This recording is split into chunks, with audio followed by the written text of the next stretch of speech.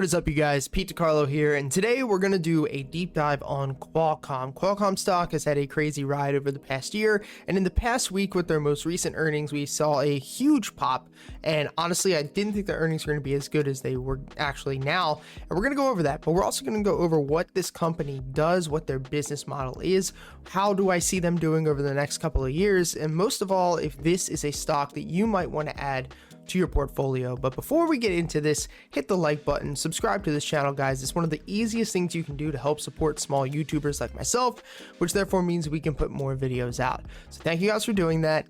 Let's get started. So Qualcomm is a mobile semiconductor company. Any phone or mobile device, including things like iPads, will probably have some sort of Qualcomm product within it or some piece of intellectual property that Qualcomm owns that is actually being licensed out.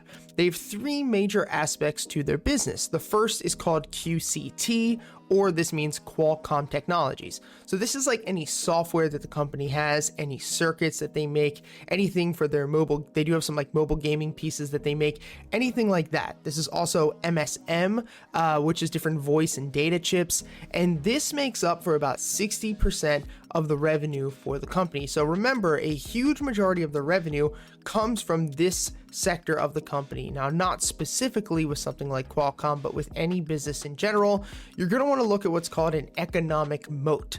And in short, I'll make a whole video on this in the future, but in short, an economic moat is essentially different ways that a company can make money. Having a narrow economic moat would be someone like Skyworks Solutions a couple of years ago, where almost half of their revenue came from just Apple alone. That's a smaller economic moat, because if they were to lose Apple as a company, as one of their clients, they would actually end up losing a huge piece of their revenue. Having a wide economic moat would be somebody like Amazon, where they have so many different aspects of their business that are giving them revenue that if a certain piece fell off, wouldn't really affect the business that much. Now, I'm not saying that this company has a slim economic moat. Of course, if for some reason a huge competitor came out there that wiped Qualcomm off the map and the only thing left was the two other aspects of this business that we're going to talk about in the next couple minutes, then yes, that would be a problem. But that's just something that I want to bring up to see that 60% of the revenue of this company comes from QCT. That is important. Now, the second part is QTL, or Qualcomm Technology Licensing. So Qualcomm has a big intellectual property or IP library that essentially they get paid for whenever a company licenses their products, which in my opinion is one of the best ways to make money, not only as a person if you have different patents and licenses, but as a company. It's a great way to make revenue because you're not producing anything, you just own the intellectual property behind it and you get paid every single month. So it really is passive income. Almost every major company, every mobile company out there, like Apple, like Samsung, Huawei, all these other companies, they are using licenses that Qualcomm owns, and therefore every product they sell, Qualcomm gets a piece of that. And that's really great because not only is it a good piece of their revenue at 19%, Qualcomm doesn't have to do anything rather than just owning the intellectual property. So that's the second part. Then the third part is really not that big, but it's QSI, or it means Qualcomm Strategic Investments. So these are any of the investments that the company actually has, whether they're investing in other companies. I haven't looked too much into them. A lot of the companies that I quickly looked at, they seem pretty small. They seem a little bit risky. And it's not like, to me, anything insane. It is the extra 20% of the revenue, 21% actually, that comes in from these different things. So if you do think very briefly that Qualcomm could be a good long-term investment for you, you should do some more research into it. But I didn't actually look too far into them. Now I want to look at the financials, because anytime that I'm going to invest in the company of any sort, I want to look at the financials. And let's take a quick little look at a summary of them. So the market cap is 163 billion, which is pretty big. They have $1 billion shares outstanding, an EPS of $2.37. Now their PE ratio is 52.41, which other companies within their sector have a little bit more competitive of a PE ratio at this point. They do pay a dividend, pretty small, 1.79%, but still That's good if you're somebody who wants to invest in dividend companies, and they are trading a bit at the, well, actually all-time highs within the 52-week range. If we take a look at the company's fundamentals and we look at the income statement, you can see here that all of these numbers are displayed in millions. So 2017, $22.25 billion in revenue, 2018, $22.61 billion in revenue, 2019, $19.573 billion in revenue. We have not yet gotten the full year of 2020. Obviously, that will come out in the coming months. Also, as well, the other thing we want to look for is net income. So yes, they have been actually declining a little bit from 17, 18, 19 as far as revenue is considered, but you want to take a look at your total net income and see how that has been doing. So total net income, 2018, they lost $5 billion. 2019, they gained $4.3 billion. So that's good, going from a $5 billion loss in 2018 to a $5 billion gain in 2019. So this happens with a lot of cyclical companies, but we can see obviously in 2017, we posted a profit in our net income, 18 a loss, 19 a gain. So that's not really that bad. Now moving on to the balance sheet here, we can take a look and see that their total assets for last year were $32 billion. And I like to see a 2-to-1 ratio. So I usually want to see, like, say they had $32 billion in assets, I would want to see $15 billion in total liabilities. This is not the case. The total liabilities on the company is $28 billion. So they have a 1-to-1 ratio, which is not like I'm not going to invest in the company. It's just preferred. I like to see a 2-to-1 when it comes to total assets versus liabilities. So overall, it's not bad. It's not like they have, $32 billion in total assets and $100 billion in debt. That would be something that I'd be worried about. Now let's take a look at the most recent earnings. This is going to just be a quick little recap. You can find this article on cnbc.com. If you guys are looking for a great news outlet to get your stock market news, CNBC for me is where I get everything, and I love it. So Qualcomm reported fourth quarter earnings on Wednesday, which that was 2 days ago. Today's the 6th of November. Qualcomm stock rose and extended trading as its revenue and adjusted earnings per share beat Wall Street expectations. So they had earnings of $1.45 per share, adjusted versus $1.17, so they beat on the top line. Revenue of $6.5 billion adjusted versus $5.93 billion, which was estimated. They beat on the bottom line. Qualcomm said that it will change its reporting to break out revenue from handset, radio frequency, automotive, and Internet of Things chips. Qualcomm said that it will not break out results to providing guidance for MSM chips, which are now mobile chips. Previously, those business lines were reported together under Qualcomm's QCT, which we talked about earlier. That's their Qualcomm Technologies segment, which focuses on the chips, and QCT sales were up 38%. From the same quarter last year. So 38% sales year-over-year growth during a world health crisis on one of the biggest aspects of their business, which is QCT, or their technologies, where the chips and software that they actually create, which is 60% of the revenue. Remember, we talked about that going up 38% year-over-year. That's amazing. Now, UTL, which is their licensing fees they collect from other technologies, talked about that earlier, revenue increased 30% from same period year over year. So not only a 38% growth on QCT, but a 30% growth on QTL is amazing. And that we know is 19% of their business. And Qualcomm provided guidance for first quarter ending in December. It said that this expected revenue was between 7.8 and 8.6 billion and adjusted EPS of 195 to $2.15.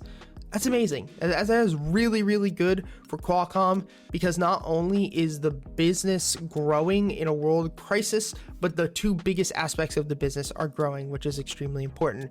If you take a quick look, this is just Robinhood charts. They do not mean anything. Please remember that.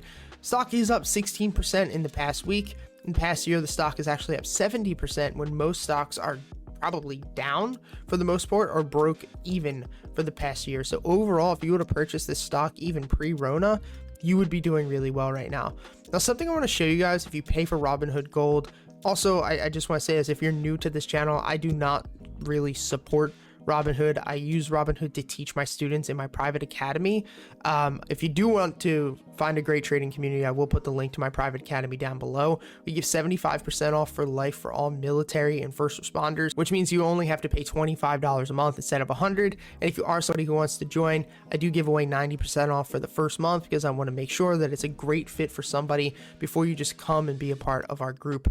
We're not that type of community where we're here just to make quick cash. We really want to build an amazing community of intellectual individuals who are going to push themselves to not only become better financially and better as traders and investors, but just better as overall humans. So the first month is only $10 to start, and I'll put the link down below.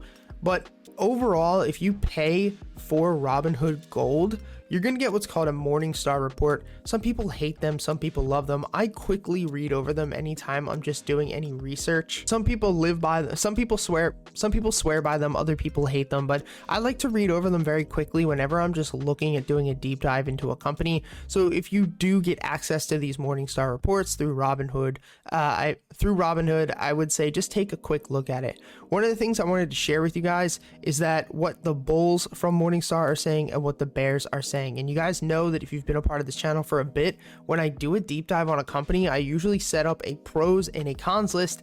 And actually a lot of the things that they're saying here line up with how I feel about Qualcomm from a bull side and a bear side. So I figured we'd just kind of go over them together.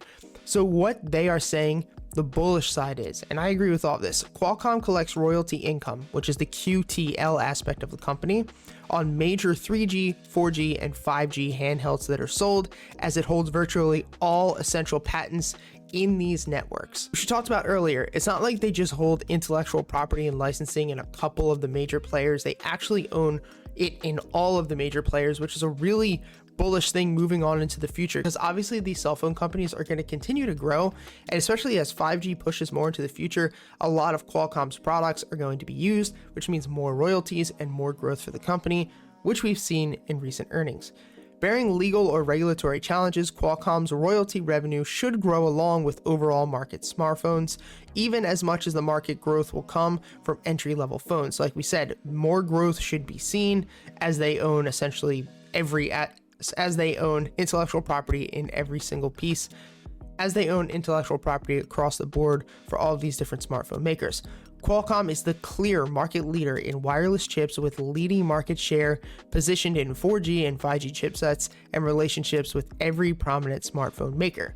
Now, what the bears are saying, Qualcomm chip businesses face a host of challenges, from potential share loss at Samsung and Apple to some of its customers developing mobile processors, IP, and design expertise in-house. So essentially saying that if these companies wanted to stop using the intellectual property from Qualcomm, because it does cost these businesses money, they could actually spend their own money on research and design and make all of this in-house. So we're seeing now that with the new MacBooks that Apple is making, even though they use chips from a different company, they're actually making these chips in-house now to not only save on money, but work on building better processors under their house brand. So that's what that's saying.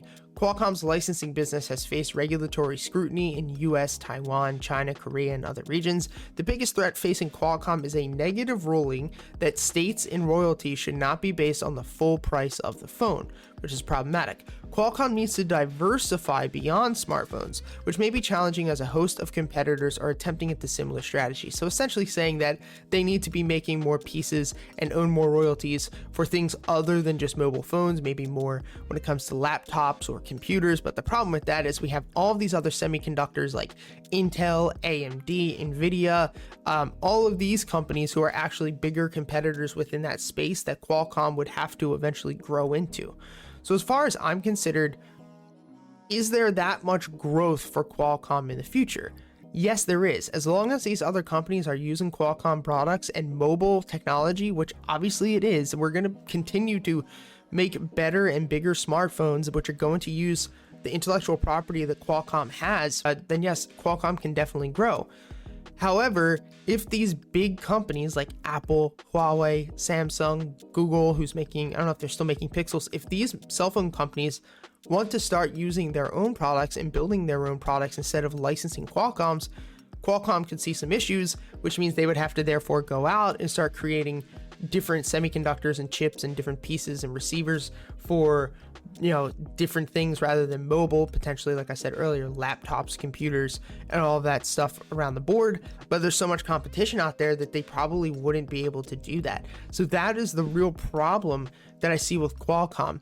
The other issue I see with Qualcomm is it's not on sale right now, right? We're trading at insane highs right now. So for me, I would be looking to probably enter a long-term position on Qualcomm if Qualcomm could pull back to about $120, maybe even $100. If this thing got below 100, I would be buying the living crap out of it.